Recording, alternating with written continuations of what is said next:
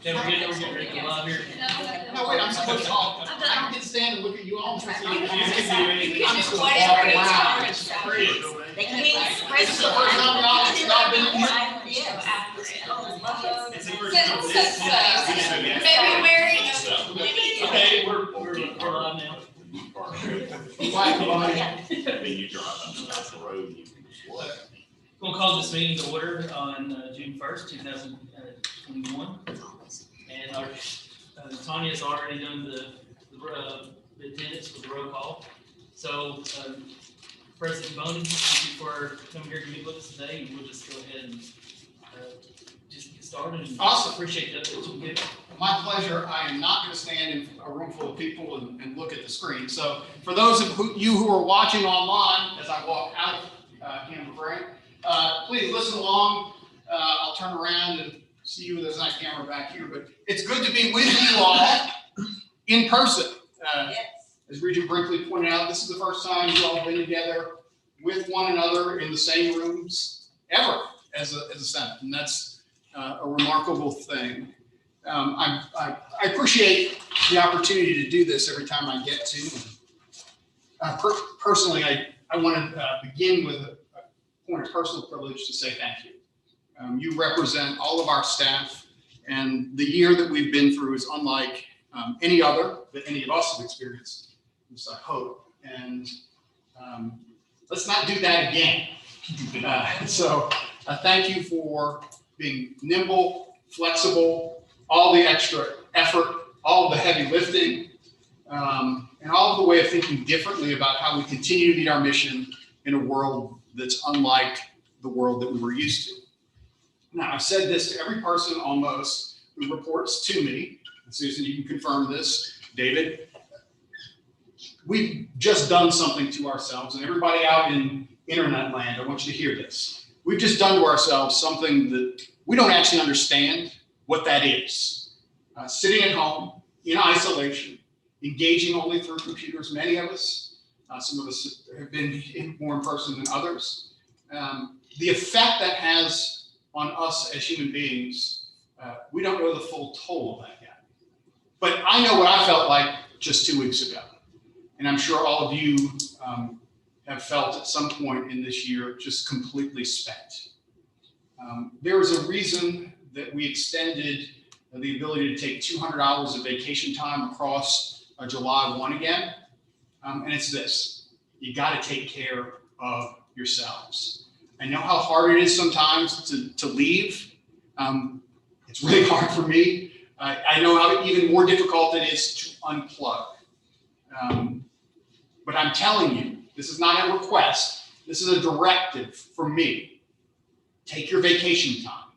When you take your vacation time, turn everything off. Take care of yourselves, take care of your families. If we don't do that this summer, then we're going to come back next fall and we're going to kick ourselves because it's all going to start again. So take the time that's available to you, including if you have that vacation time because you were unable to go anywhere this past year, for that additional 50 hours that will carry across July 1 again. I'm right in saying that, correct, Susan? We made that decision. Okay. So even in spite of everything that we faced, what an amazing year we had, right? We were up 450 first-year students last fall, the largest increase in 30 years. Great growth and retention. We graduated the largest number of students in our history in the previous year, and we look on path to match that again this year. So in spite of everything we faced, we met our mission. Now, are there going to be challenges ahead? Sure. But they're not going to be the same challenges we faced this year. And for that, I'm very thankful. I went through a contract renegotiation in January of this year. As part of that, if you reflect on what we've done during the past 4 years, it's been tough, right? The first year, reduction in force, budget reductions, still managed to give a 4% increase. The second year, continuing enrollment decline that we've stopped. It's a huge thing. 7 years of enrollment decline stopped. And the trajectory of that turned around. in year 3. We had the pandemic. Likely would have had a salary increase last year if it had not been for all the uncertainty that was created. And this year, we're going to have, I think, a budget that moves us, continues the progress toward getting to not necessarily a balanced budget, which we already have, if you think about it, but toward a budget that is allocated appropriately. And so I'm proud that in years 1 and 4, that we're going to have 4% and then 2% increase pool. The board is not going to not approve that, I'm pretty sure. If they are opposed, I'd be really surprised. And that's a good thing, because from my perspective, and this is where I think we are now, where I think we will continue to be, is for a 2% salary pool each year, right? And so that we're all rewarded for what we've done during the past 4 years. And that can go a long way to address several of the issues that obviously came up in the questions that were proposed. Give you a little preview of what I think we're going to be focused on in the coming year. We've got to redouble our efforts on retention. We've made great progress. We need to continue to do that. We have our new scholarship program. Implementing that in a pandemic year was tough, and so we really need to redouble our efforts there on recruitment. I think we're doing fine in terms of graduation rates. We've had a little bit of slippage for those students during COVID who didn't get the full WKU experience. Right? We know that students who were here in person did better in terms of retention than those who took only online courses. We got to get those folks back, and we're working hard over the summer to do that. Our innovation campus, we need to press on that. In the 10-year strategic plan, that's a place where we have intentionally left that to the side a bit. You're going to begin to hear more about our innovation campus in the Center for Research and Development just south of here. Because of COVID, there was pretty much a pause, both in federally sponsored research, but also in our efforts to grow and enhance our research infrastructure. You'll see that come to the forefront again in the fall. So that's just a preview of where we are. Again, focusing on people and programs that are helping with retention and research and public engagement. But there'll also be some physical changes. And somebody was joking, I'm not going to be known as the guy who put up buildings, I'm going to be known as the guy who took them down. And so if you have not noticed across campus, the foundation building, which has been in mothball status for at least 2 years, if not 3, is pretty much down. Tate Page, which has been in mothball status for 2 years, but apparently has been on the demolition list since 2006. So it takes, and I understand how hard this is. Garrett also will come down at the top of the hill. It takes great discipline to spend money on things that aren't new. But you can't just move out of a building, shut it down, and leave it sitting there for lots of different reasons. Number one, it's not safe for our students. Number 2, they become an eyesore. Number 3, there's no reason to have buildings that are well past the end of their lifetime sucking resources, right? And so even if a building is closed, it continues to absorb dollars. And so campus will look and feel a little bit different when folks get back in the fall. I appreciate the volume of questions, and I categorize these into about 4 buckets, and I'll try to address each one of these buckets as we go. There are about 4 things here that didn't fall into a bucket, but I'll touch on to start. So vaccine requirement in COVID, what does it look like in the fall? David has more specifics about this, obviously, but from my perspective, we are going to return to as much normalcy as possible. If you have been vaccinated, and I'm assuming everyone in this room has been vaccinated, you don't have to wear a mask. The Friday before commencement, when we got to do that, or the Friday after the second commencement, we got to announce that if you're vaccinated, you didn't have to wear a mask on campus. That was a great day for all of us, right? And that will continue into the fall. But I want everyone to hear this from me. If you haven't gotten the vaccine yet, and I want you to tell everybody you know that hasn't been vaccinated yet, get the vaccine. And we're going to create opportunities for our students who are returning to also get that vaccine so that they don't have to wear their masks in person. I know there's some question of, well, but what about me? I'm not safe. What the if there are people who are unvaccinated, I've been vaccinated, but shouldn't I have to wear a mask, or should everyone just wear a mask? What the CDC research and guidance is telling us, and this was followed by the governors, one of the reasons we did what we did, is that if you've been vaccinated, not only is the likelihood that you will get infected very low, if you were to, it's going to be mild. Number three, you're unlikely to be able to pass that to someone else. Now, if I'm immunocompromised, if I've got young kids at home, there's a question to be asked there, right? We're going to work through that over the summer. But if you haven't been vaccinated, get the vaccine. If you can't get the vaccine for some reason, which will hamper you from doing your job, then we'll have to work through that through some accommodation process. I do think reflecting on the past year, and this goes to the flexibility in summer hours questions. Someone was really happy about summer hours.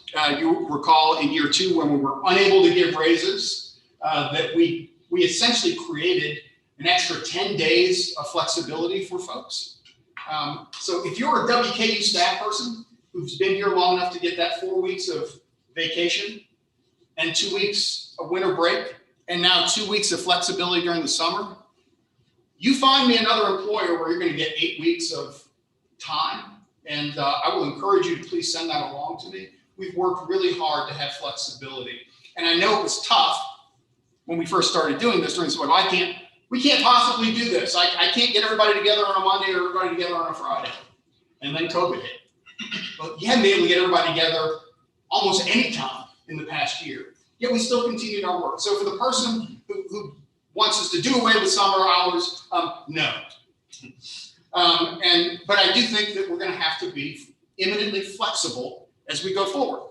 We got to learn from what we just did. And what we figured out, I think, as an institution, is that there are some places where we don't all need to be in the office every day all together. There are some places where we do. I'm not going to tell, and Susan is not going to tell, and the new provost is not going to tell organizations what that should be, because I don't know what your daily job looks like. I'm going to rely upon vice presidents, deans, department heads, directors of public media to decide for their folks what's the best way to go forward. And then we have to work together like adults. And so that's addressing that issue. But I think we're going to have more flexibility going forward.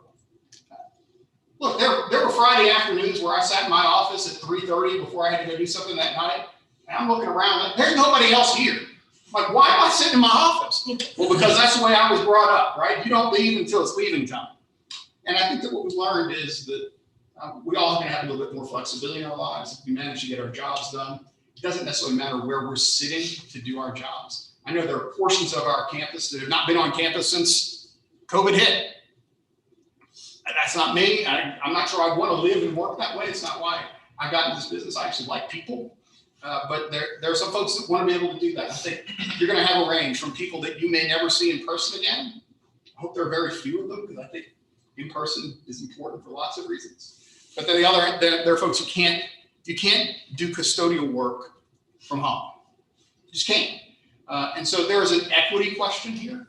One of the things I read over the weekend, and it comes from the CEO of Ford, and I really like this idea. We don't tell people how to dress to come to work. I don't think we do. I mean, we say dress appropriately, right?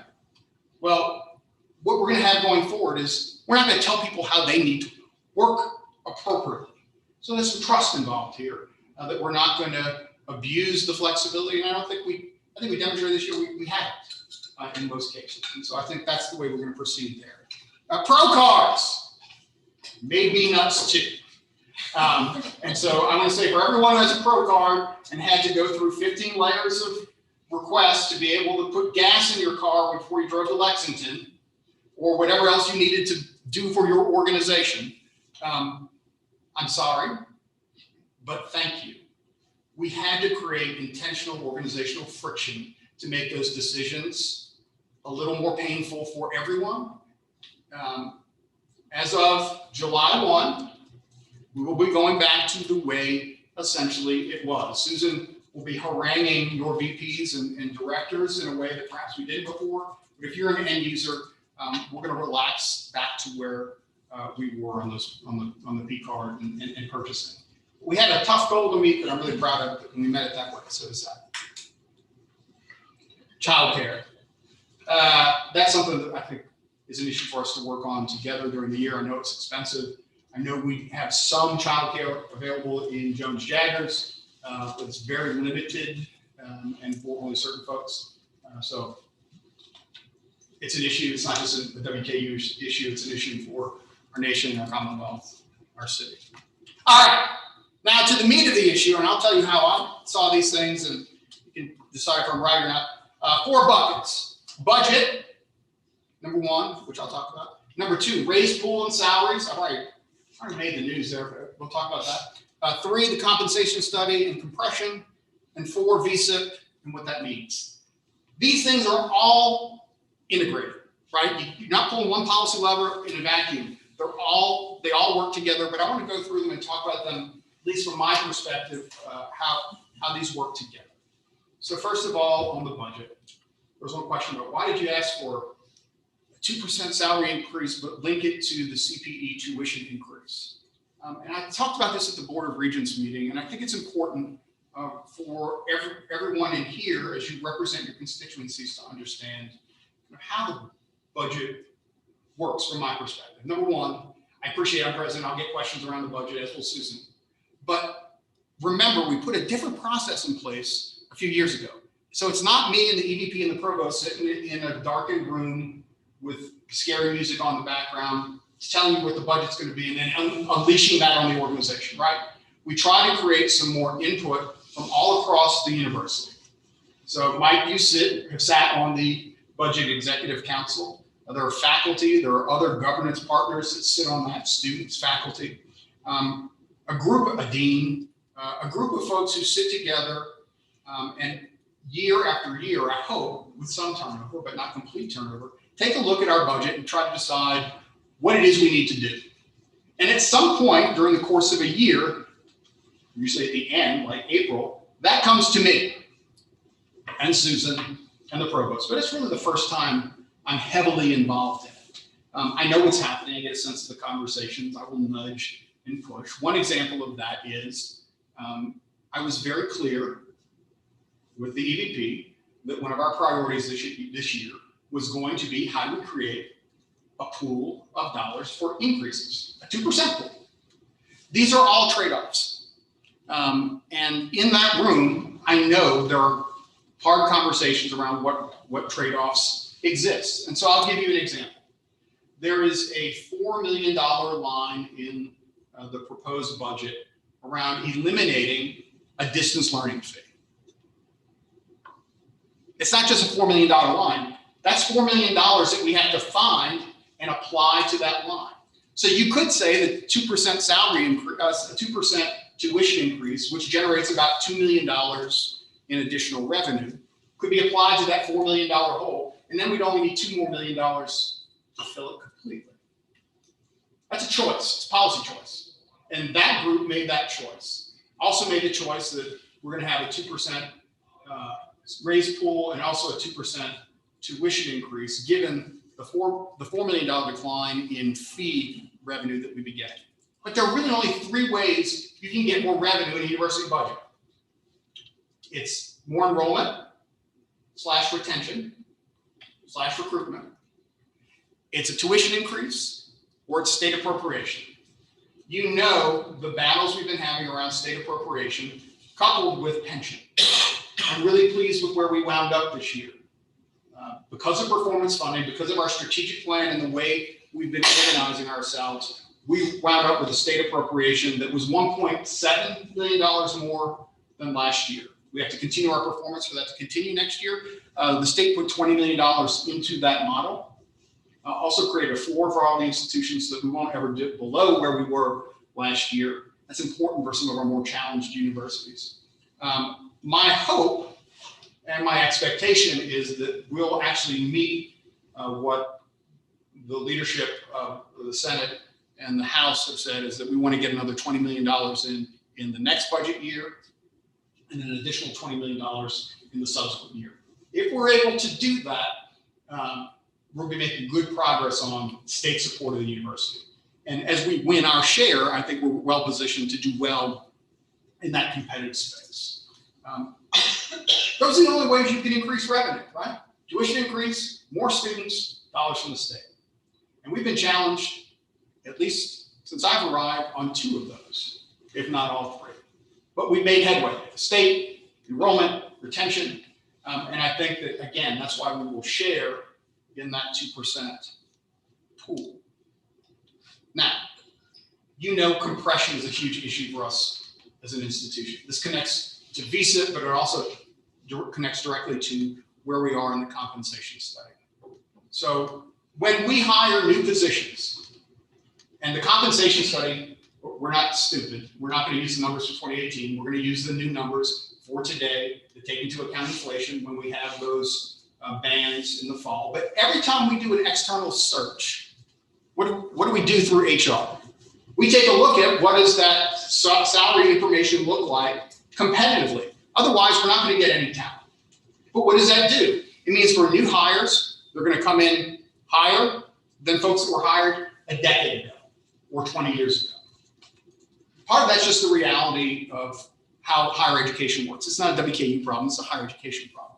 But I know that as we're thinking about that 2% pool, one of the conversations that we have to have, and I think it is a good one, is if you were hired before January of 2020 or after January of 2020, should you be eligible? Or should we take those dollars and use them for folks who've been here for a longer period of time? If maybe is it January, is it August of 2019? Is it January? I don't know what that number is, but I think that's an important part as we think about how it is that pool is allocated. And I think flexibility for organizations, not from my office or Susan's office, but for deans, VPs, and directors to have the flexibility to allocate that as appropriate, to deal with the parts of their organization that need those dollars to address compression, right? To address performance, to address market value. And you do this year after year, I think that we can make some good progress on it. visa. We didn't do voluntary separation and retirement incentives to save dollars. It's a conversation we might be able to have a year or so from now. Well, then why did you do it, Cabone? You're gonna have 150 or so folks leaving the organization. Here's the thought. Folks who have been here for the longest, who are the most highly compensated, at least within in their area of work, helping them make a decision to move on, either to retirement for someone. You lose institutional memory, but what happens? I can't tell you the number of people with whom I've had conversations who were maxed out. And the reason they were maxed out is because there was somebody right in front of them and somebody right in front of them who'd been here essentially forever, and they weren't ever going to leave. And so that person says, when am I going to get my shot? Creating the opportunity for a layer of the organization to move on creates what? The opportunity for a ladder. Right? So there is some promotion opportunity there. But more importantly, this is to have each one of our organizations reimagine how we work. Universities are terrific at pattern maintenance. We do this year what we did last year and the year before. Why? Well, it's just what we do. And I'm going to urge everyone in this room, in your organizations, David, I know you're thinking differently about the way in which public media is organized, not to make news, but your organization's been, why are we built this way? It's an organization I inherited, I guess we just keep doing it. Well, no, that's what VSIP is supposed to be about. How do we rethink, reimagine, and reorganize ourselves? And why would you do that? So sure, it's efficiency is part of it, but that's not really it. How do you think about the mission and how do you meet it with a different kind of organization?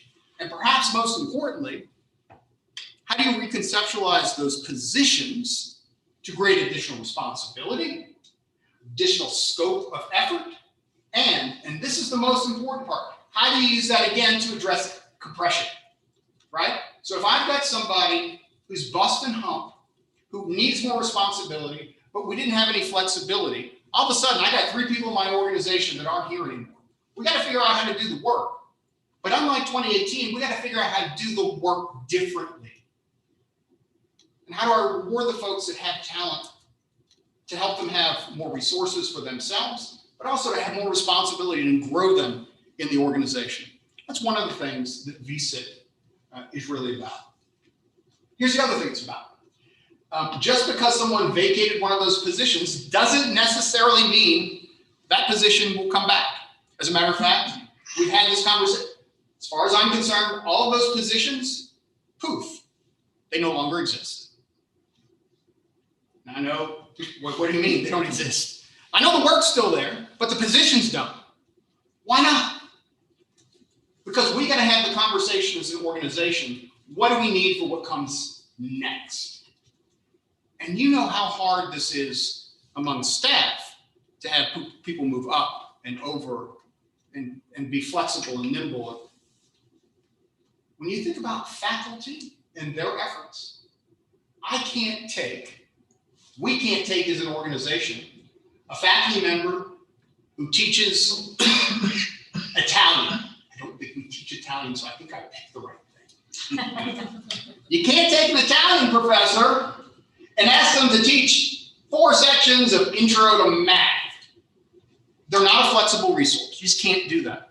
And so the question becomes, well, how over time, based upon market demand, student interest, how disciplines change, how do you shift that lines around the organization? Well, the way you do it is by asking what's critical, what's crucial, and you can wait forever to do this, right? Faculty can teach for a really long time. It's a wonderful career, and it doesn't really have an end date to it. And tenure is an important protection for folks as well. And so you have folks who can teach and do a great job of it into their 70s. I think we have some folks teaching in their 80s, and that's awesome if we need that person teaching those classes. So what this allows us to do is say, hey, that position went poof. Do you need to put it back where it was? And the answer is no, absolutely not.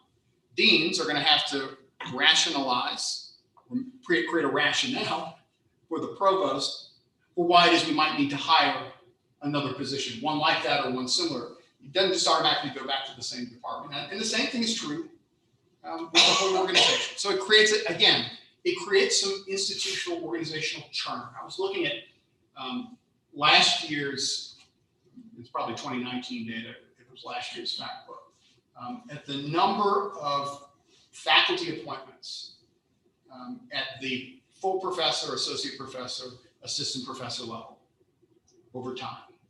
And when you see great growth in the full professor line, and you see a decline in the assistant professor line over time, what is that telling you? It tells you that as an organization, you're not having the kind of turnover that's good. Right? So turnover can be really positive. It's not always a negative. If it creates that kind of churn, new opportunity, and to be candid, and you all know that's a critique of me, why have you hired people from outside? Why haven't you rewarded internally for some of these positions? We have rewarded for many of them, and I think you're going to see some more coming out in the coming few weeks of internal hires. But you also have to use this as an opportunity to bring fresh eyes into the institution. When I first got here, I sat around the table and asked questions about net tuition revenue, and I got blank stares back and blinks, and it wasn't the only kind of blank stares and blinks I got. There were other questions I asked. If your organization doesn't have the expertise and you don't have the time to grow it internally, you've got to go out and hire. You just got to. If I didn't have somebody who knew what net tuition revenue was, and we're having a conversation, Robert, you sat in some of those meetings. Those were uncomfortable meetings. But you got to get there. And for us, we're at the position where we were to turn around 7 years of enrollment challenges in that first year class, you had to do that. And so I think this also creates opportunity for fresh blood, new eyes.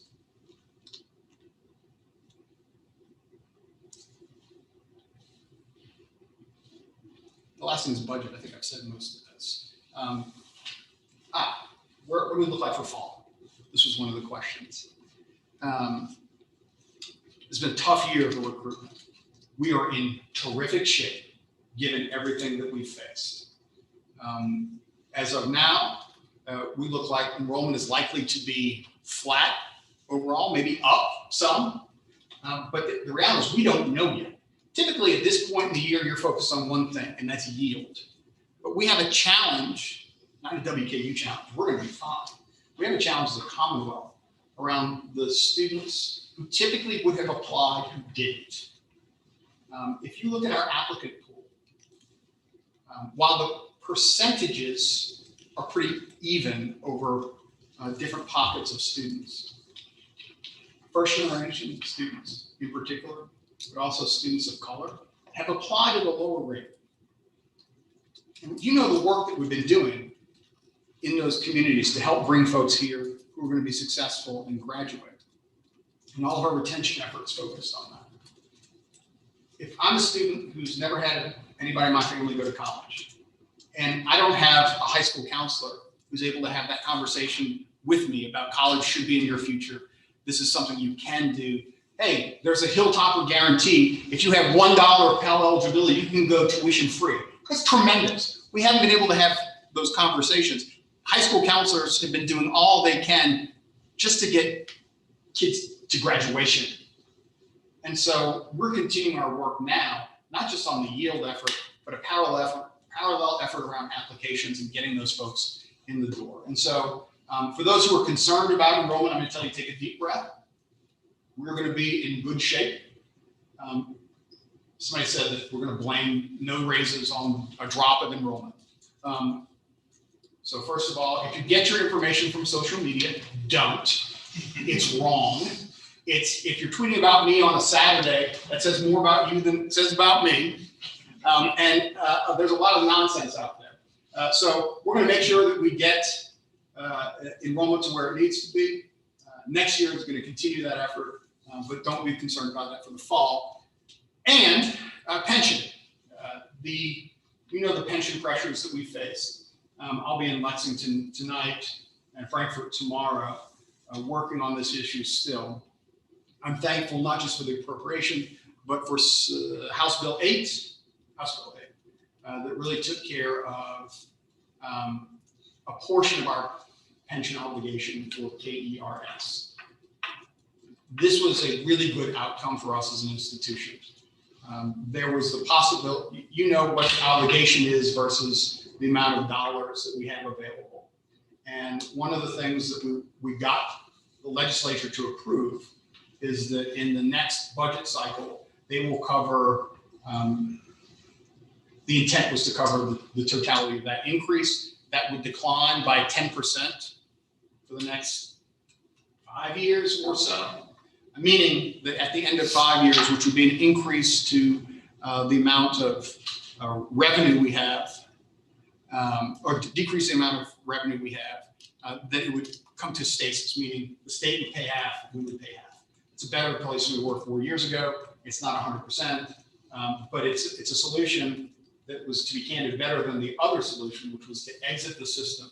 Northern Kentucky did that, and I think number one, that was not a sustainable place for us to be in terms of the outlay of cash. We wound up in a much, much better place. At the end of our 30-year obligation, we will return to our 10 cents on the dollar retirement payment obligation, which is sustainable. But this is a decision, you don't plant trees for today, you plant them for the next generation. This is one of those decisions. This will pay off in 30 years when we go back to that 10% rate. But I think it's good. There are some cleanups, and I'll testify about that tomorrow around outsourcing and some other stuff. But I think we got to a good place. All right, that's enough for me. At least questions, comments, concerns. What did I miss? Quick question. So you're saying that the distance learning fee will be gone for the fall? Well, the board's got to approve it, but it will be gone. So you will recall 2018. Yes, it will be gone. Now that has some implications, revenue implications, right? And so how are we going to work through that, particularly for DELO, right? Yes. But at the same time, you will recall in spring of 18, having flashbacks, not just remembering, the creative solution to a $5 million additional gap in the budget was the provost and the vice president for finance, created an increase in that fee of $150, right? What did that do? It's a disincentive for people to enroll online. It throws everything out of whack. It was a budget solution, but without understanding the ultimate policy implications of that budget fix. And so what we've done is because the numbers are going in the right direction, we have the flexibility to undo that quote unquote fix that will essentially say, and this is where we want to wind up. And we learned this year. It doesn't matter where you sit to take a class. If I want to take a class, eventually where we want to wind up is I can take it in person here in Bowling Green. I can take it online. I can take it in Elizabethtown while it's being taught in Bowling Green. That modality, and you have to be flexible within that modality. We ain't there yet, but that's the ultimate goal for us. This is where higher education is trending. At the same time, and I'm really excited about the investment in the first year village. What we know, I've not had one student from a high school, and I've talked to hundreds of young people, has said to me, yes, I want to continue learning online. They don't want to learn online. They want to get out from behind a computer. They want to come be here in person, and they want that full experience. And the first year village is tracking really, really well. I know I'm going to be an affiliated faculty member for the Communications and Leadership LLC. There are 2 slots available. There are some that are more available than others. But we've had great subscription, and those halls will be full. And I'm really excited about what that means for our future. Young people want a traditional college experience, especially after the senior year of high school. All right. Yes. One more question. Okay. You talked about the reevaluating positions and the dean. Yeah. Are you thinking about like forming a task force like through HR and maybe evaluate, because one dean may have something, I mean, I didn't know if you're going to think about. So there is a group looking at the compression, the salary study. That has been restarted.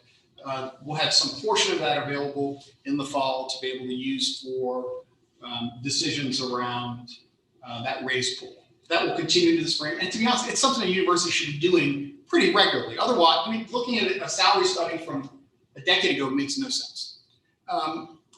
But and I think it's an opportunity to talk about philosophy here.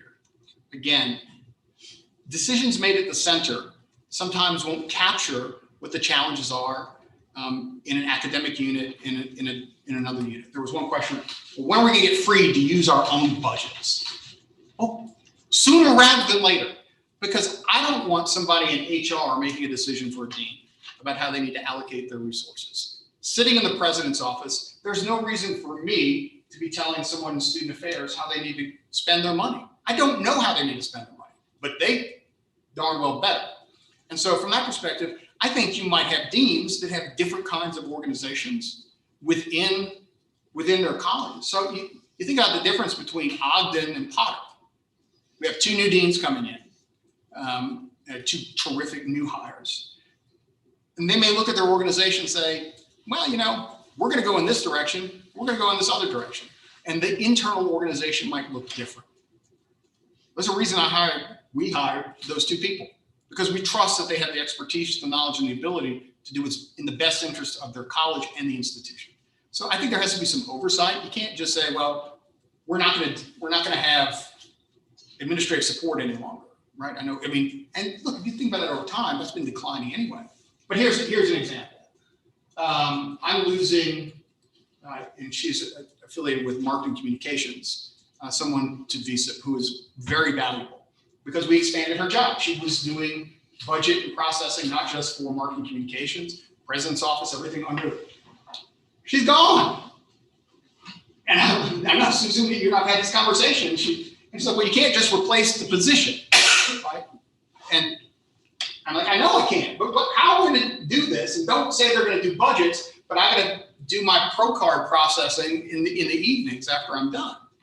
And so what we're working toward, and this is a way of being innovative. How do you take those kinds of responsibilities, but not just for a single office? So Amanda Tribute, Amanda's listening. Thank you, Amanda, for willing to play ball on this. I think perhaps students as well, and everything under the office of the president, save public media, will have a person that does that work. So what have we done? We haven't replaced all those positions. We have one person whose job responsibility is shared across multiple units. It really focuses and develops expertise there. Hopefully what happens is that person gets so good at that job, they create opportunities for themselves, right? And so instead of everyone having, the way it works now, so I think back to when I was a junior professor. Renee was her name. I'll never forget her because Renee did everything. And before Renee, it was Ruby. She did HR. She did processing of P cards. She did travel reimbursements. She helped do the scheduling.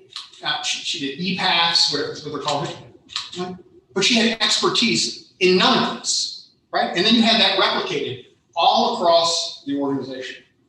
And what we want to do is how do you develop more deep expertise in silos so that you create a structure there? Again, it's just thinking differently. It may be a complete disaster and fail. I may be hollering at Susan, or Amanda may be hollering at me, more likely the case. But we're going to work. So I think we have to be creative and not look at all of this change as a negative.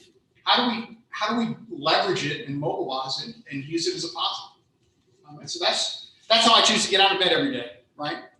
If you don't see the world as opportunity, then certainly I feel this sometimes. You just want to put your head back under the covers. We're going to confront these head on and be good. So as you said all that, I'm just curious, are there going to be like a philosophy guidelines that are put out as we figure these things out and policies and structures? No. And this is why, listen. Just asking. No.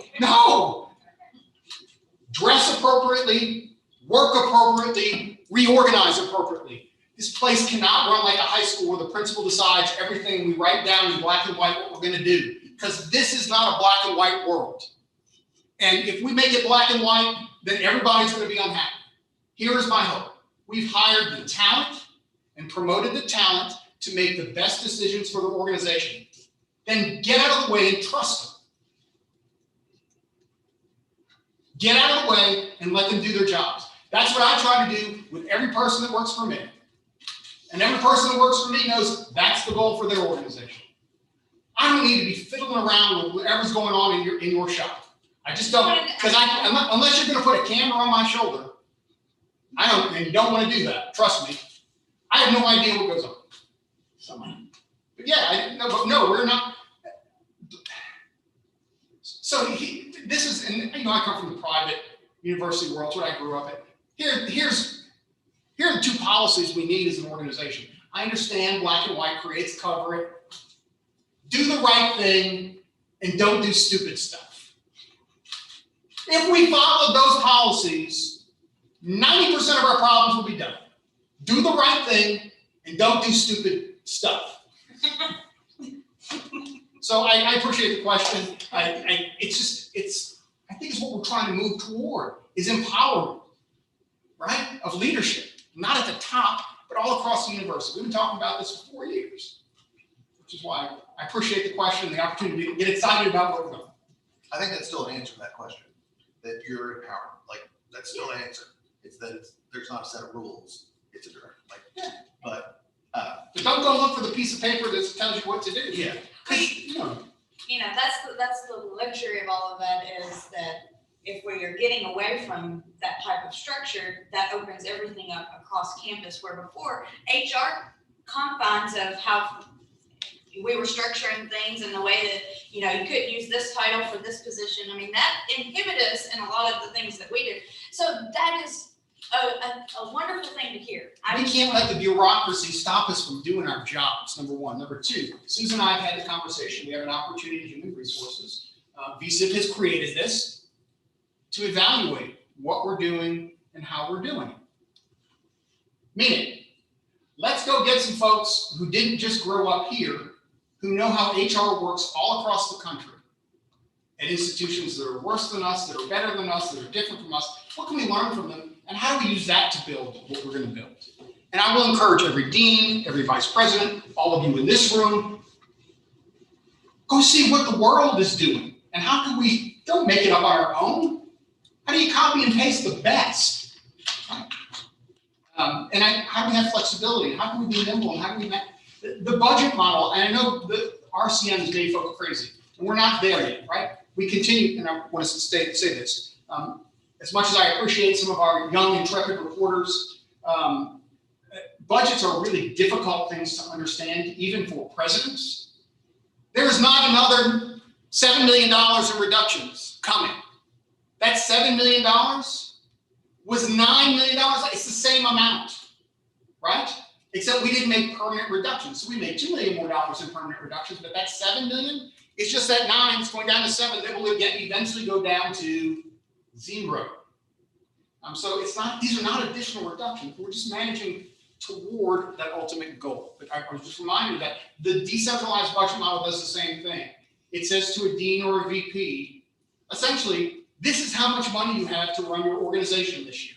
We need to stop worrying about what that reduction number is and start looking at what's your total budget. I'm trying to remember. Who has a $42 million budget? Academic unit. You should know something. Is it Potter? Yeah. Sure. Sure, come on. Let's pretend Potter has $42 million in their budget, and let's say it was 43 last year. We don't need to worry about them. You have $42 million to figure out how you do your work. That's a lot of money. Now, I know personnel takes a lot of it. They're recurring, but why are they recurring things? Do we have to have recurring things? So again, I think it goes to the philosophy of hire talent, give them responsibility, hold them accountable for outcomes. But I don't want to be running your organization. That's something we want a policy telling people. I caught you.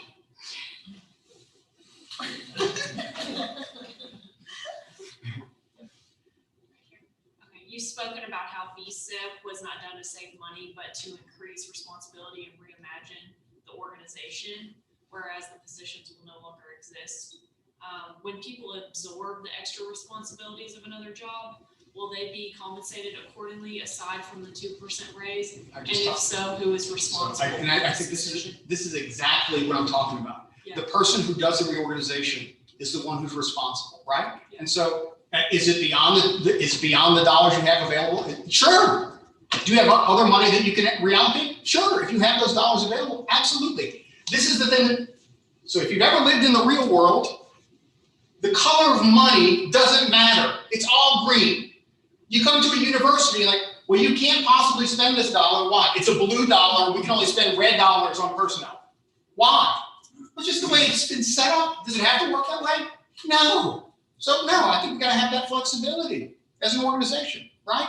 And I think that's exciting. Look, that we're at this place having this conversation. Think about what our conversation was. Actually, don't think about it. But 4 years ago, we were not having this conversation. We're having a different conversation. This is exciting stuff. This is reimagining who we are, not from my level. I did my work. I've already reimagined. This is now driving that down into the organization. And how does the organization reimagine itself, given the challenges, but also the opportunities this creates? I think it's a great thing. I have an 11 o'clock telephone call. I'm guessing I'm pretty close to 11 o'clock. 12 minutes. Oh, I still have time to get there. One last question. No. We're coming back full time. Nobody's in a mask. If you need to wear a mask, if you can't do that, get some accommodations. We're going to have great enrollment. We're going to have, I don't know if you all have felt this yet. I've missed being around people. It's a little awkward. I was in Litchfield over the weekend, and being in a crowd of people, we haven't done that in a while, especially like people wanting to come up and people touch on you and get you space. But we missed being together as a community, right? I didn't get into higher education because I wanted to sit in a silo in my house and stare at a green dot for 8 hours a day. And higher education is I care about students and transforming their lives and asking and answering questions that are important to our world. You can't do that sitting behind a screen. And this August, we're going to create several opportunities for us to celebrate our community. Being back together in person, hopefully with some music. I'm from New Orleans, so there'll probably be drink tickets, some good food. We need to celebrate coming back together. And we're gonna have opportunities at the beginning of the fall. I don't know if any of you saw, if you're not a football fan, don't come to the game, but you probably want to come to the pregame or the tailgating before the Indiana football game, which is I think the third or fourth weekend in September. 25th. It's an evening game. You all may remember we had Cage the Elephant come. I'm not going to create any news on that front today, but we're working hard toward that Saturday to have some really special time, but also Convocation Week. I think we're also going to have opportunities for families. I mean, everyone's family also struggled through this, and chances to be with one another again. I appreciate you all. I appreciate your leadership. I appreciate you helping to dispel incorrect rumors. It's a big organization. I know how these work and how things get started, but thank you for allowing me to come visit with you. Susan can't answer all the questions that I did. Thank you. David, you didn't get hit by a tornado. Were you on the trip? I did. We didn't see the 2 days that there was no bad weather. It was the 2 days that we were on the trip. As soon as we left, they saw something every day. So it was. See what happens. Sorry about that. That's I went on the tornado chase. It's the field methods and meteorology course a couple of years ago, and we had the great good fortune, David and I, before we even met up with the experts, to see our own tornado. And I will never forget. We're sitting there. I'm like, hey, David, look at that over there. You think we should back up some? But the party didn't tell you is the week before we left, I ran to him and Casey, and he's all excited, and she just looks at me and she says, "Don't get him hurt." And I'm thinking, he says, "I want to go closer. I want to go see this." And I told him, I said, "You can do that. Watch out for rattlesnakes and storm chase trucks," because they were driving. You can go up, but we're in Texas. But we got back safe. So. Well, y'all have a great rest of the meeting. Susan, I leave in your capable hands. We'll talk later. Thanks, everybody. Thank you.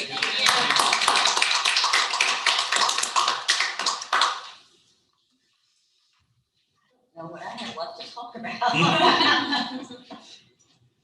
Well, I guess to keep things moving here, just You want me just to continue answering questions? That might be the best thing yeah, to do, absolutely. because you really did cover. We covered a lot of stuff. Yeah, you really did. Good for him. And we didn't talk. So, no, I mean, I know that Tony is out there someplace in Zoom world. And so if you have specifics on, hey, Tony. Poor Tony, he was one of those opportunities there to give us opportunities in HR, right, Tony? I don't think he can hear us. Can you hear us, Tony? Yes, I can. Oh, you can. We're good. Can you hear me? Yes. Yes. Good morning, everybody. So I guess, why don't we do that? Why don't we just maybe open it back up the question, because I don't want to be repetitive. I mean, the president did cover a lot as far as the budget. As he said, there is going to be a 2% raise pool, which will be decided. As a matter of fact, the president and provost and I have a meeting today at 2:30. New provost, provost to be Fisher, to start talking around some of these things. I mean, I think it's important to include him on how we're going to propose that we distribute the funds. And as Mike knows, he sat on the EEC. We talked about compression. We talked about results from the compensation study. Is there some type of across the board cost of living adjustment or a combination of the three? I don't know. HR, and Tony can speak to this, has I think most leadership is usually would like to distribute funds based on performance, but given that we're still working on some type of performance evaluation process, HR has advised me to advise the president, this may not be the year to do that based on performance, given that we're kind of in the middle of developing those type of so I think Provost Stevenson talked about dealing with the most egregious problems first, really off the top. If you look at people that are in organizations and are well below where they should be, do we take some funds off the top and deal with those most egregious problems? But I think really what's most important, what the president talked about, is the philosophy with any type of RCM model is to let the deans and vice presidents do their jobs. And again, as he said, empowering them to do their work. They're in charge of their budget, they're responsible for their budget, and that's what should happen. And that's why we're taking the pro part freezes off. And what we're saying, deans, vice presidents, here's your reduction target, July 1. Go and manage it, however you choose to. If that means you want everyone to have their pro cards back, everyone has their pro cards back. But if a dean or vice president wants a unit to have 2 or 3 pro cards, we're going to be here to manage it from the purchasing office, but we're not going to mandate it from the top down. It's going to be for the deans and vice presidents to manage through. And that's the way that's the way an RCM model works. And this is how we're going to be managing through next year's budget. But I think the most important things is, of course, there will be the 2% tuition increase. It's going to be, the CPE mandate is a 3% tuition increase over a 2-year period. So we're proposing 2% for next year. And then, of course, there would be the opportunity to go up to 1% the following year. And he's exactly right, which is what I was going to talk about. So I'm not going to be repetitive, but really there's 3 levers to work with on the revenue side, which drives the budgeting process. You have state appropriation, and we know that's been flat at best since 2008, but primarily reductions. And then your other 2 levers really is tuition revenue, and that's broken down into 2 levers, being your tuition revenue and your enrollments. And so it's been a very tough year to recruit, but it looks as if we're going to have positive news in the fall. So really, that's really kind of the budget in summary. He's exactly right. When you make the choice to eliminate the distance learning fee, I think it's the absolute right choice for our students. Absolutely. Because I think what the revenue that you lose in that fee, you'll make up in volume. And that's what the hope is. And not to penalize students that choose to take courses online. But it's a $4 million price tag, or really over 4 million, more like 4.5 million. And when that's 4.5 you lose on the revenue side. You gain some of that back on tuition revenue. For every percentage increase in tuition, it's about $1 million. So, and we gained about $1 million, a little over about 1.4, 1.7. He says I should know these off the back. Thanks, I guess I'll go back and learn that at my office, exactly what these budgets are. But it really is. Budgeting is very simple math. It's not complicated math. It's very simple. It's addition and subtraction. And what makes budgeting complicated is the policy decisions that you make around that and the political decisions that you have to make. So, but those are the really high level components of the budget that will be presented to the board.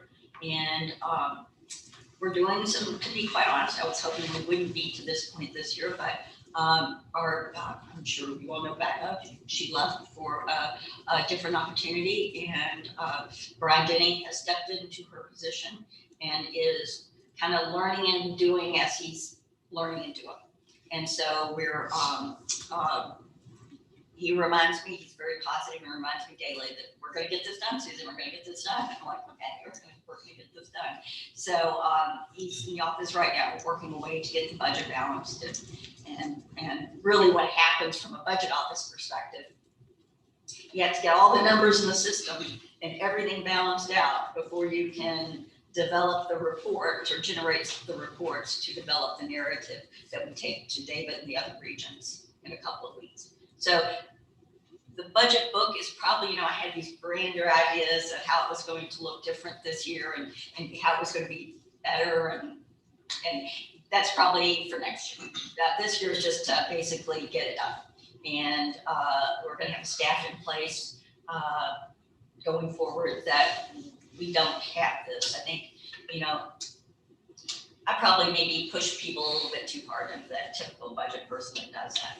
And I think I've learned a lesson. We were very, very too lean in the budget office for everything we were asking people to do. And so I made the decision to bring in an AVP over budget and finance. And so that will bring some additional expertise to the table. And Christy and Brian and our new guy, his name is Renato Domini. I worked with him at U of L, and he is originally from South Africa, and a very, very, very bright gentleman, and came to the States on a tennis scholarship to, I believe it was the University of Portland. And what he learned when he went to the University of Portland, he was like, oh, wow, they really want me to play tennis and not really go to school so much. And he really wanted to focus on academics. So he left the University of Portland and ended up at Murray State. That's where he did his undergraduate and his MBA. And so met his wife there and moved to Louisville, and has worked at a university and also in corporate. So brings a vast amount of knowledge around budgeting and financial analysis, which is we're Axiom is going to let us do a really good job with that, but we've got to get Axiom set up and ready to go and all those different things. So Ronaldo will be joining us. I think it's June 12th or 13th, whatever that first Monday is before the board. So. We have a question from Deborah Wilkins, Senator Deborah Wilkins. I think she just wants to clarify, will the 2% salary adjustment or increase be across the board, meaning automatic to all full-time employees? That decision hasn't been made yet. It's one of those decisions that we'll be waiting until I can start working with the new provost and getting campus input on how the increase should be distributed. So that's one possibility out there, but there's a multitude of possibilities how it will be distributed.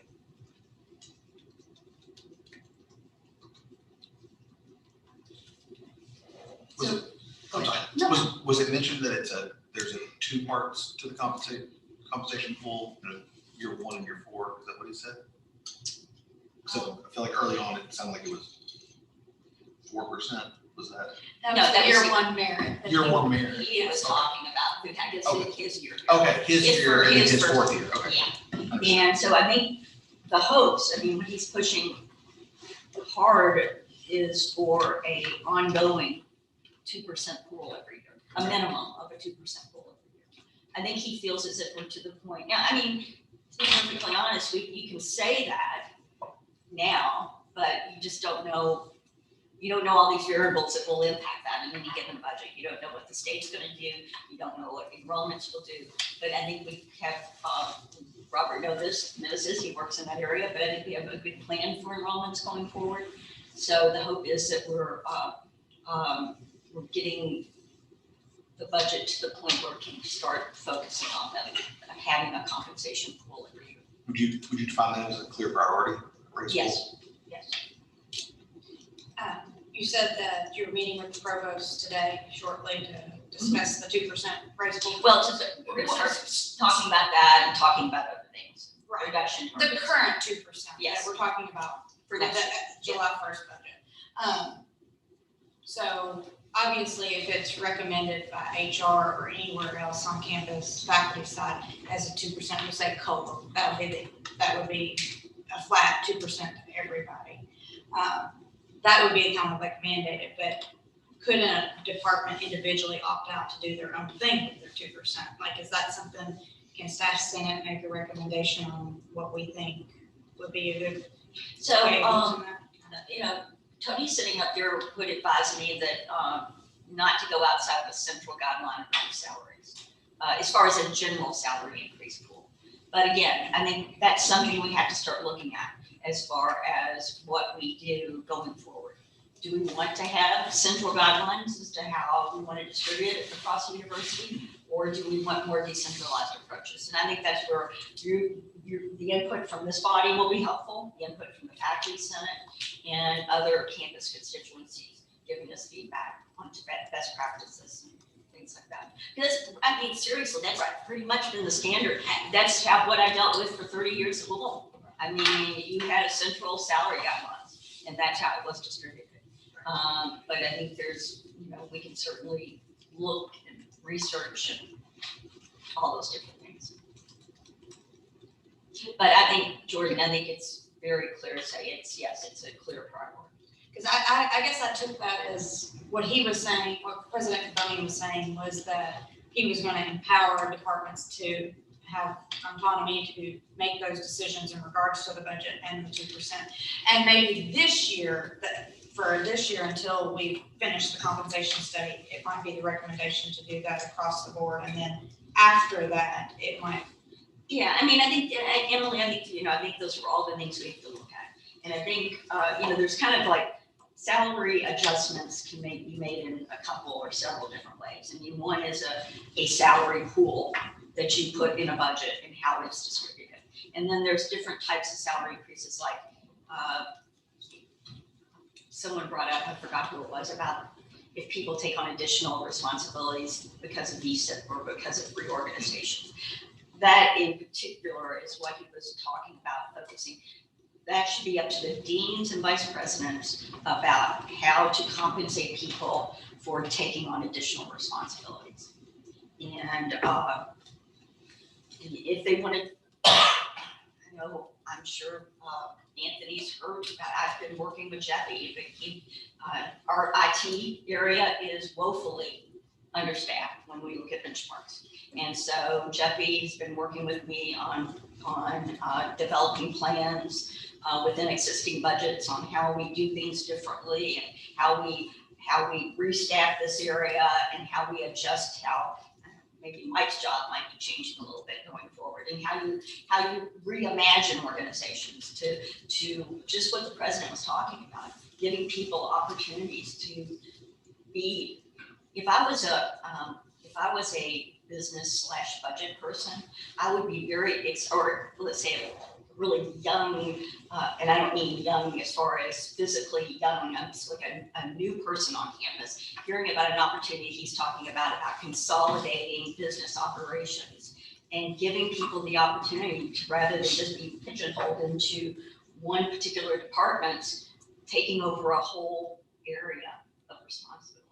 That would be exciting for me, just because. No, it's exciting to me because I am a budget. Yeah, so I mean, it gives those type of people opportunities to think about growth, rather than just always thinking about, well, okay, how can I promote myself, or how can I get a reclassification, or all those different things. So that's what I'm really excited about working on going forward. Yeah, clearly defined ladder for any type of position on campus is wonderful news. And I was just trying to, because I do operate in a black and white world. That's just the way my brain is. I'm trying to figure out if he was talking about just the existing budgets for areas. And I think that's kind of what you're saying is clarifying. He's talking about working within the confines of the existing budget that we have as FY21 and FY22. This 2% would be something a little bit different. And what's really interesting, Emily, I've worked in this my entire career, but believe it or not, maybe it's because I'm not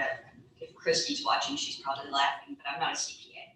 And so I'm very much of a gray person, not so black and white, which is unusual for numbers people. They like black and white. It's rules. You put black over here, you put white over here, and I think what we've learned through this pandemic, and it's been really challenging for some of the folks on my leadership team, because I didn't have a black and white answer to give them as far as how we were going to work. I mean, he's exactly right. I had to tell Brian Russell, now Brian, you understand, your folks can't repair the roof from their house. So those folks are going to have to be on campus. But Christie's folks, the accounting folks, accountants can do their work from sitting at their kitchen table, as long as they have access to internet and they have access to their files. So a lot of people were just craving direction. And it was really hard to have to say, this is why you're in a leadership role. This is your role as a leader to develop how your area is going to work and how your area is going to grow and rethink and reimagine. And I'm here to support, I'm here to give advice, I'm here to say yes, no, but you have to think about it. And that's Anthony, that's what Jeffy's done. And, he's doing a great job. And he's making some tough decisions and tough calls. And, you know, maybe some people will really like it and some people kind of like the Goldilocks.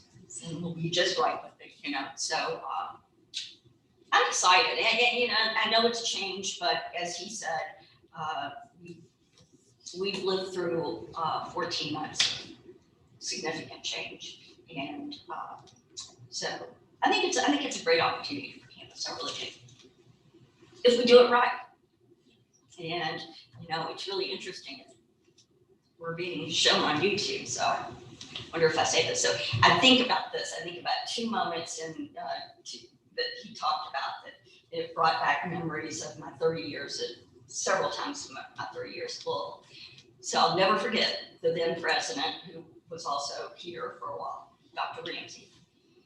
He always had, because he was a budget person, he always had the budget person in his leadership team meetings. So every Monday, there would be a leadership team. And it always came around budget time that I had to work with the bursar's office to set tuition rates. And there was always some type of rule about, bursar's office, if you're watching, that's not a critique, it's just there's always a rule about setting tuition that, you know, it has to be divisible by 12, or it has to be divisible by whatever, or you have to round to the nearest dollar, all those different rules, right? And so, because the bursar's office and told me it had to be divisible by something, it rounded it up to the next dollar, that meant we were over the cap by 0.02%. And then you had to go plead with the CDE. And Dr. Ramsey, when I told him, I said, he goes, well, Susan, what do you have to report on tuition? I said, well, I'm so proud of myself. Well, I'm happy to report that we have decided that the tuition is going to be set at $10,252, Dr. Ramsey. He said, what do you mean? $10,252, Susan. Doesn't that $2 put us over the cap? Yes. I thought this was a great answer. And he was like, when he said, when Dr. He just said, Dr. Ramsey would always go, that's typical, Susan, the bureaucrats win again. And so every time a president brings up bureaucracy, I always think of Jim Ramsey telling me that. And so, so there was that, and then there was also, Dr. Ramsey was a very early person like I am. And there was a conversation. I would always get, the newspaper would be left in front of the building I was at. And he was in that building as well. And I'd go out to get the newspaper, and it always seemed like he wasn't back. That was back in the day when he still sat there and read the newspaper, right? And so he would be there, and I would say, Dr. Rand, during the BSEP at Lowell, I said, now you know, if we give these positions back exactly where they came from, we've lost a strategic opportunity of a career. He said, I know you're right. You know what happened? Well, I'm gonna tell you what happened. You are free. No, but you know, most of the positions went back. And so we did lose the opportunity that the BSEP created if you do that. So sorry, Dr. Ramsey, if you're watching. I really doubt he's watching. Susan, can I ask a question? Sure. So I like the talking about, you know, the departments and everybody having their own or being more empowered. Is there going to be more training for it? Because I think there is some fear maybe that either directors or whoever it might be might not have the training that they need to have those, make those sort of calls. I mean, what will be done with that? You mean as far as training for? Well, for like a budget or just that sort of thing. I mean, if those are the people who are making sure that everybody's doing their work or that the budget in their area is staying as it should, Or is that just something that's gonna be, your office is just gonna be monitoring that? I mean, how, I guess that's just my question, is how that works. Well, I think, Lauren, I think that will probably be a conversation that we have to have with the cabinet, vice president levels, and see how they want to go about, talking about how we make these type of decisions. And, I would hope that vice presidents and deans have surrounded themselves with good leaderships within their unit. But I think that's a conversation we can have at cabinet.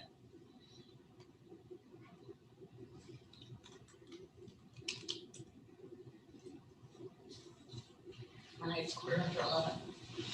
Is it, anybody have any other additional questions for Susan?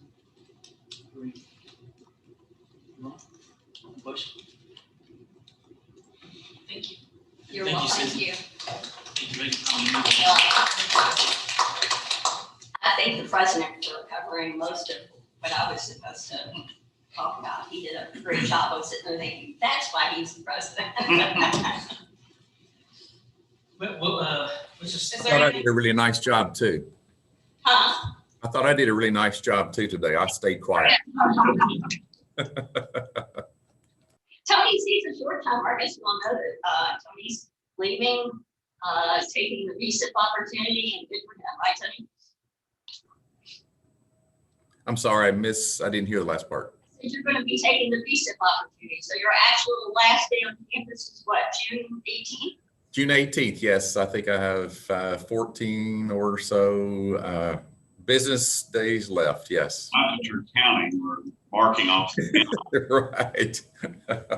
So we actually have, what is a very small staff in HR, we have 3 VSIP in that area. So we have Patty Booth, Tony. Denise Cornelius, yeah. We've had to do some creative reorganization for the next year. So Andrew, so you all know, Andrea Sherrill will be taking over as interim leadership within HR for the next year.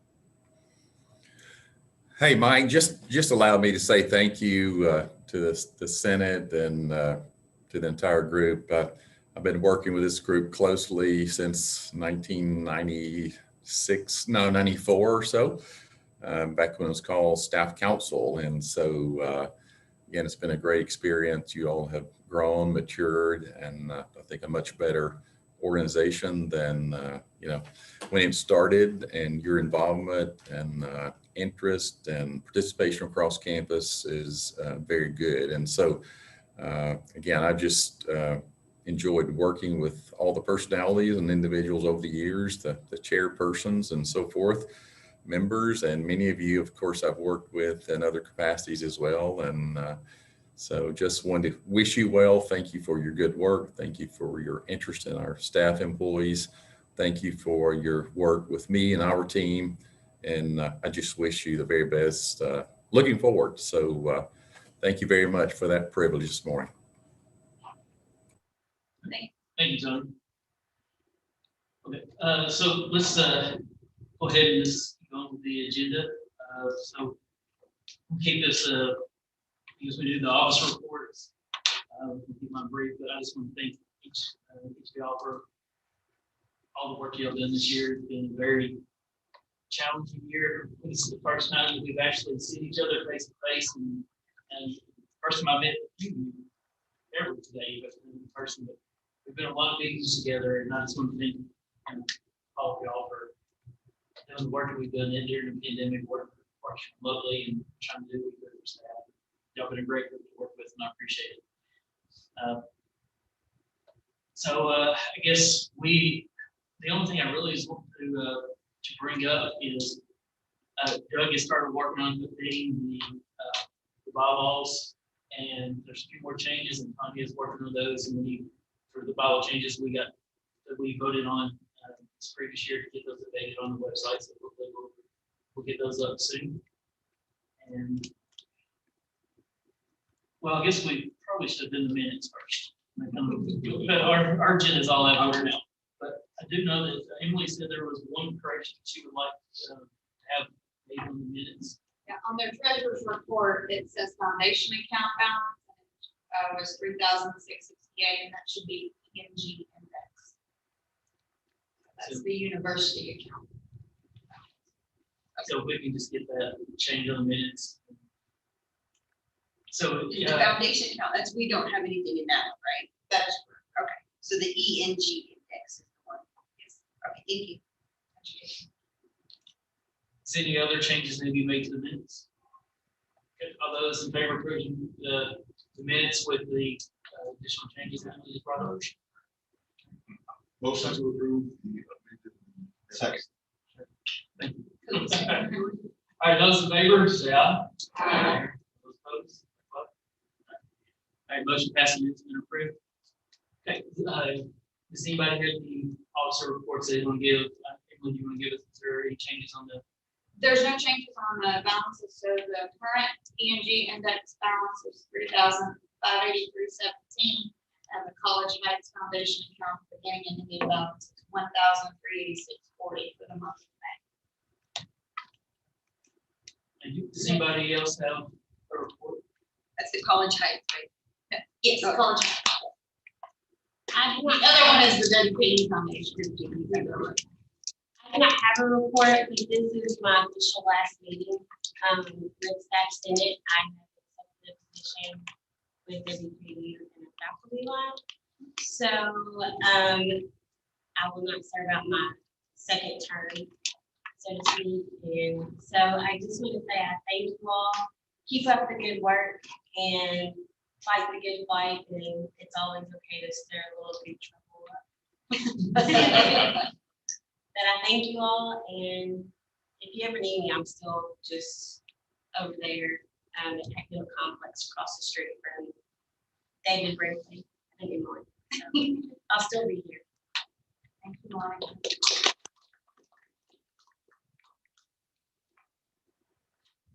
Any other officer reports? Any reports? Sure. Jim, go ahead and start off with the steps. Star Wars. Yes, great. We have 3 staff Christopher Ware Staff Star recognitions today. I believe our first is 9. But I bet he is watching online, so we're gonna go ahead and get started. Mike Loftus is gonna share a few words.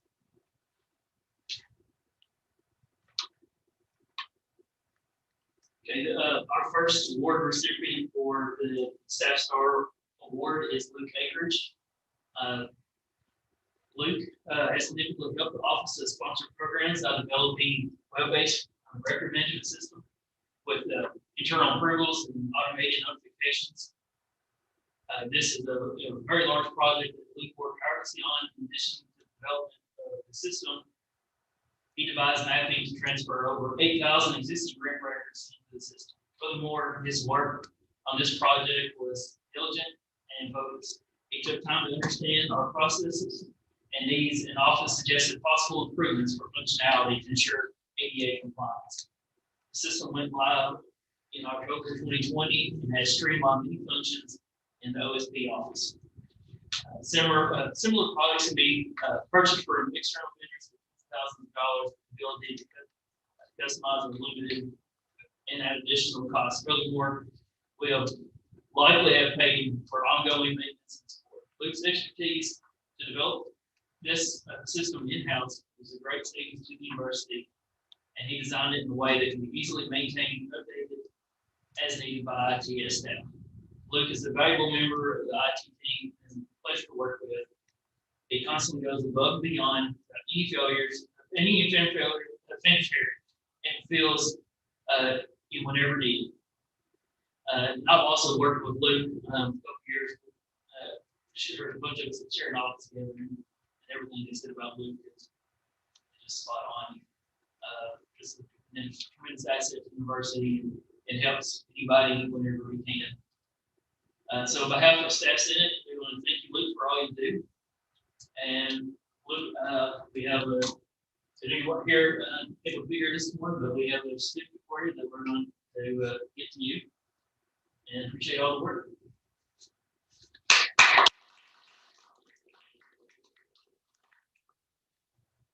right, we're gonna start with, or second, Jared's up with our second one. Our next Christopher Ware Staff Star Award goes to Tammy Smith. Tammy works in the Dean's Office for the College of Education and Behavioral Sciences. On a personal note, before I read what Tammy's nominator wrote, I'd like to tell her how appreciative I am of her welcoming me to Gary Ransdell Hall a few years ago when I started with the Psychological Sciences Department. We're still trying to figure out building and the processes there. She's one of those folks that you just make good excuses to go see a couple times a week. And she was always partying with a high five on Friday too. So, truly one of those folks that I miss seeing after moving to Thompson Hall just a couple years ago. Ms. Finks coordinates activities within the office and has taken the lead to ensure various initiatives were completed in a timely manner. These initiatives require her to be in communication with academic and support units across campus, area schools, and universities in the Commonwealth and beyond, and state and national agencies and organizations. Her success in large part was due to her strong skills in areas of communication and organization. She is a forward-thinking and structured her work in a way that enabled her to initiate and complete tasks independently.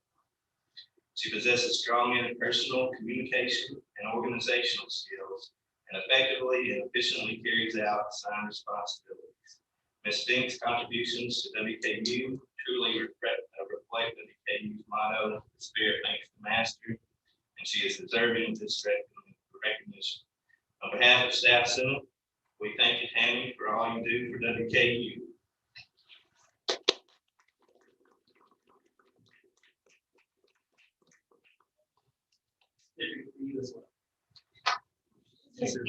Oh, I'm sorry. No, I didn't know you were here. I'm so sorry.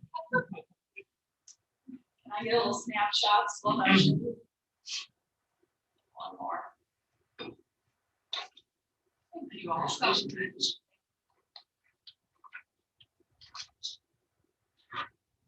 Third, David.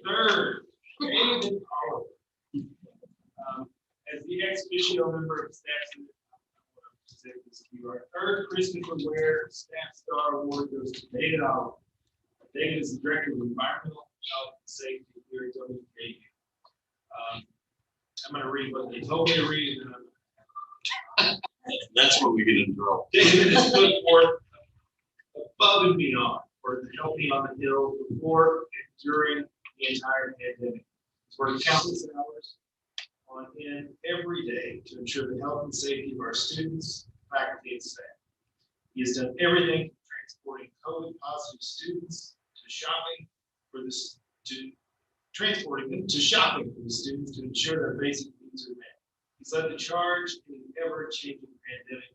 David's leadership and commitment to serving others has helped all of us. And David deserves the appreciation and recognition of all the WKU family. I'm going to say this because here's somebody who left GM, came from a corporate environment, has come to a university environment every single day. He's thinking about enhancing the educational experience for students. He's thinking about innovation and keeps pushing that envelope. I cannot say enough about what he did during COVID. I will tell you from my own personal experience, the number of missions that I alone had with this man was at least probably 3 or 4 days worth. So I cannot imagine how he went the entire year without sleeping. And is so bright-eyed right now. His trip with the president on storm chase to keep him safe. We are fortunate on this campus to have a director of environmental health and safety that is as active with the staff, faculty, and students as we have. I cannot say this enough. I've been to several universities across this country, and this is a model. So I really appreciate you as a professional colleague, and I appreciate snow goose hunting last fall because I had never done it. So on behalf of the Staff Senate, thank you, David, for your service.